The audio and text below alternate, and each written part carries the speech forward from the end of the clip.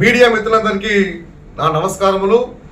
నేను ఈరోజు మీడియా ముందుకు రావడానికి ముఖ్య కారణం, ఈరోజు కొంత సమయం ముందు పులివెందుల ఎమ్మెల్యే జగన్మోహన్ రెడ్డి గారు ఒక ప్రెస్ మీట్ పెట్టడం జరిగింది. అంబటి రాంబాబు గారి కుటుంబాన్ని పరామర్శించాను, ఇక్కడ నష్టం జరిగిపోయింది, ప్రళయం జరిగిపోయింది అనేసి.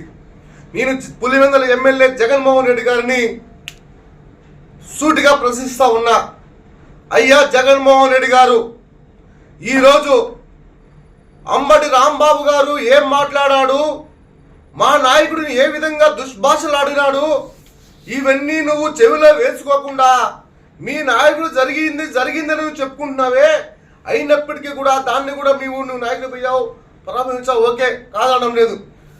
రాష్ట్రంలో అల్లకొల్లడం జరుగుతూ ఉంది, రావణ కాష్టంగా జరుగుతూ ఉంది రాష్ట్రాన్ని అంటున్నావు.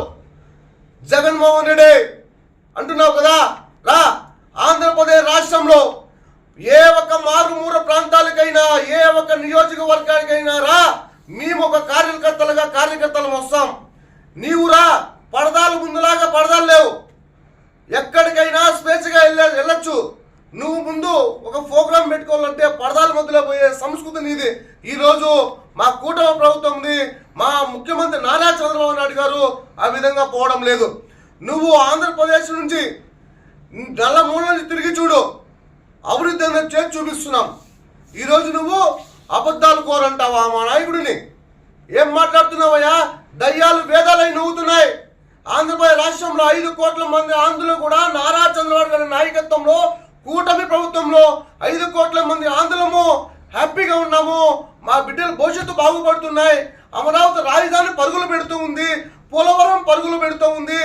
మహిళలు బస్సు ఎక్కి ఎక్కడ దిగినా ఫ్రీగా బస్సులో వెళ్తున్నాము, ఆర్టీసీ ఉచితంగా ఇస్తున్నాం అని చెప్పి ఈరోజు 5 కోట్ల మంది ఆంధ్రులు కూడా ప్రశాంతంగా ఉన్నటువంటి తరుణంలో ఈరోజు నువ్వు ఒక డ్రామా ఆడి తిరుమల తిరుపతి వెంకటేశ్వర స్వామి సాక్షాత్ ప్రత్యక్ష దైవం అనేటువంటి కలియుగ వెంకటేశ్వర స్వామి 1000 కేసులో అడ్డంగా దూకిపోయిన దొంగలు మీరు దాన్ని డైవర్ట్ పాలిటిక్స్ చేసి ఈరోజు ఈ కొత్త డ్రామాకు మీరు తెరదీయడం జరిగింది.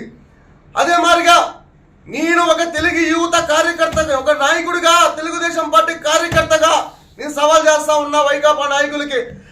అయ్యా అవాకులు చవాకులు పిలుస్తా ఉన్నారే, మీరు కాణిపాక వినాయక స్వామి దగ్గరికి ప్రవాణానికి మీరు సిద్ధమా? మేము టీటీడీలో ఎటువంటి దోపిడీ చేయలేదు, నెయ్యిలో మేము ఏమి కలపలేదు అని చెప్పి మీరు సిద్ధమా అని చెప్పి నేను ఒక తెలుగు యువత నాయకుడిగా, తెలుగుదేశం పార్టీ కార్యకర్తగా నేను సవాలు విసురుస్తా ఉన్నా. ఎప్పుడైనా సిద్ధం.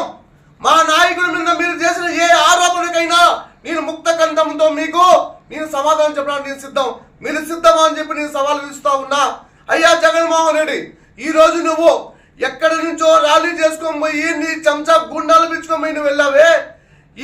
ఈరోజు నువ్వు అక్కడికి పోతున్నావంటే మా నాయకుడు మంచితనంతోనే నువ్వు ఈరోజు కూడా అంబటి రాంబాబు గారి ఇంటి దగ్గరికి వెళ్ళావు. ఆ విషయం నువ్వు గుర్తుపెట్టుకోని చెప్పి అడుగుతా ఉన్నా.